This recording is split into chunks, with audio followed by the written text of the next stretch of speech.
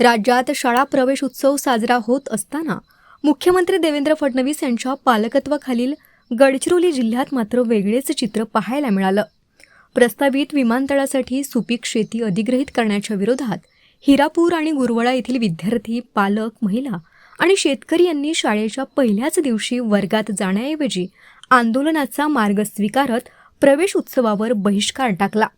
आज सकाळपासून दोन्ही गावांतील शाळांसमोर मोठ्या संख्येनं ग्रामस्थ जमले। जमीन वाचवा, भविष्य वाचवा, विमानतळ नको, शेती वाचवा अशा घोषणा देत विद्यार्थ्यांनी शाळेत प्रवेश करण्यास नकार दिला। आंदोलनकर्त्यांचं म्हणणं आहे की प्रस्तावित विमानतळासाठी होणाऱ्या जमीन अधिग्रहणामुळे अनेक शेतकरी कुटुंबांचं उपजीविकेचं साधन हिरावलं जाणार असून त्यांच्या मुलांच्या भवितव्यावरही त्याचा परिणाम होणार आहे। ग्रामस्थांच्या मते काही दिवसांपूर्वी अधिग्रहण प्रक्रियेला स्थगिती देण्याचं आश्वासन देण्यात आलं होतं। मात्र विमानतळ प्रकल्पासाठी पुढील अधिग्रहण प्रक्रियेसाठी एजन्सी नियुक्त करण्यासंदर्भातील जाहिरात प्रसिद्ध झाल्यानंतर नागरिकांचा संताप पुन्हा उफाळून आला। त्यामुळे शैक्षणिक वर्षाच्या पहिल्याच दिवशी विद्यार्थ्यांनी शाळेऐवजी आंदोलनाची वाट धरत सरकारविरोधात तीव्र नाराजी व्यक्त केली। या आंदोलनामुळे गडचिरोलीतील प्रस्तावित विमानतळाचा प्रश्न पुन्हा ऐरणीवर आला आहे। आमची जमीन म्हणजे आमचं अस्तित्व अशी भूमिका घेत ग्रामस्थांनी अधिग्रहणाचा निर्णय तातडीनं मागे घेण्याची मागणी केली आहे। आता या आंदोलनाची शासन कितपत गंभीर दखल घेते आणि पुढे काय भूमिका घेते याकडे गडचिरोलीसह संपूर्ण राज्याचं लक्ष लागलं आहे। आनंद दहागावकर, जिल्हा प्रतिनिधी, गडचिरोली, लोकराज्य टीव्ही न्यूज।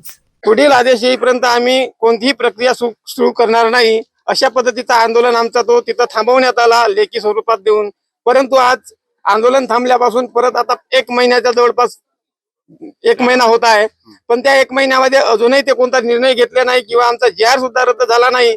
परत आता 17 तारखेला एक विमान प्राधिकरणानं, महाराष्ट्र विमान प्राधिकरणानं एक प्रोसेस करण्यासाठी जे काही जमीन लागणारी आहे त्या जमिनीची प्रोसेस करण्यासाठी एक प्रायव्हेट कंपनी नेमण्याचा एक टेंडर काढले आहे आणि तो 2 तारखेला सुद्धा टेंडर आहे। म्हणजे एकीकडून आम्हाला स्थगिती द्यायचा, आश्वासन द्यायचा आणि दुसरीकडून आमचा विश्वासघात करण्याचा असा या सरकारचा डाव चालला असल्यामुळे आम्ही परत पुन्हा या 2, 3, 4 गावचे लोक असा निर्णय घेतलं की जेपर्यंत आमचा JR रद्द होत नाही, जेपर्यंत आमचा न्याय मिळत नाही तोपर्यंत आम्ही शाळा बंद करणार नाही। शाळेतल्या मास्तरांना आम्ही काही बोलणार नाही, परंतु आमचे मुलं आम्ही शाळेतच जाऊ देणार नाही अशा पद्धतीने आम्ही हे निर्णय घेतला आहे।